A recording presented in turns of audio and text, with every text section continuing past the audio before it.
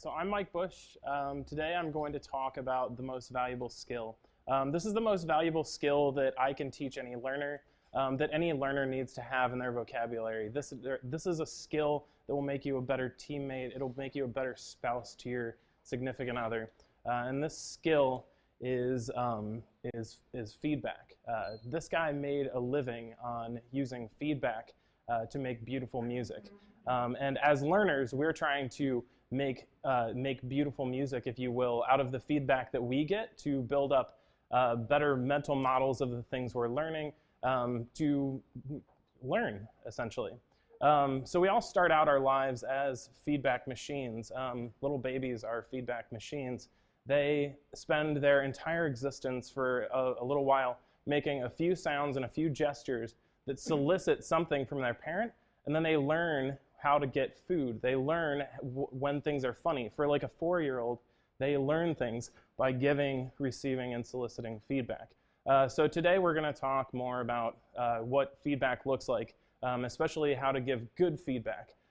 So when we talk about good feedback, this is feedback that is going to help us actually learn. It's things that we can do. And there are 3 real attributes of good feedback. The first one is that good feedback is actionable. What I mean by good feedback being actionable, this is feedback where you can take the feedback, the learner can take the feedback and actually do something with it. The key here is that we're not proposing a solution. We're not being prescriptive with the feedback that we're giving.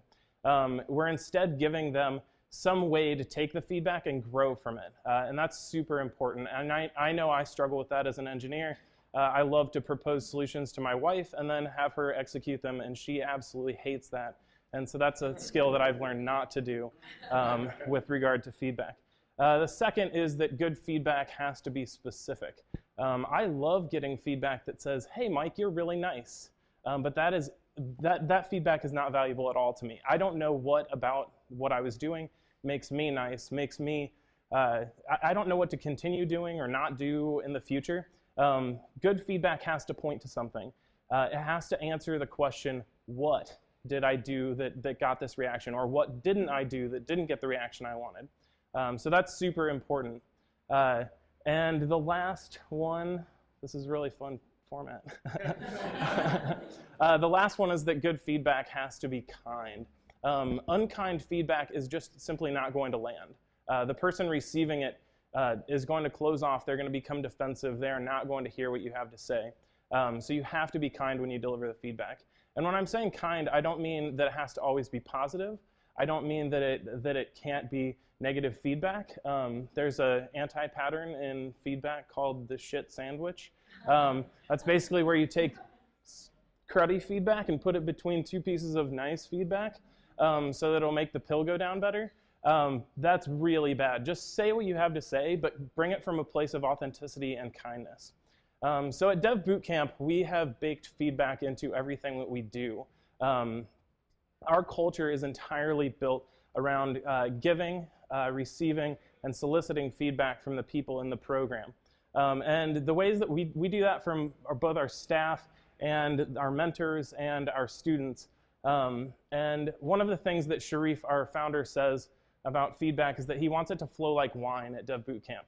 And that's super important, because without feedback, we can't adjust our program, we can't get better, we can't deliver a better quality product to our consumers.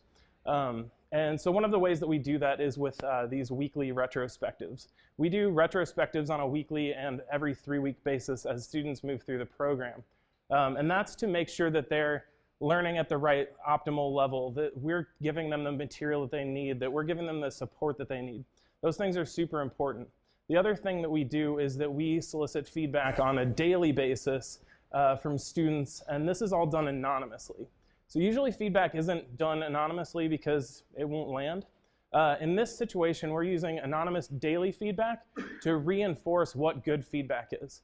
So when a student is working with another person, they have to give them feedback at the end of the day. When they get that feedback, they then get to rate other people's feedback. So this gives them a chance to read how other people are feeding back to other people and learn from that and grow from, it's meta feedback essentially. So you're learning how to give better feedback by reading other people's feedback.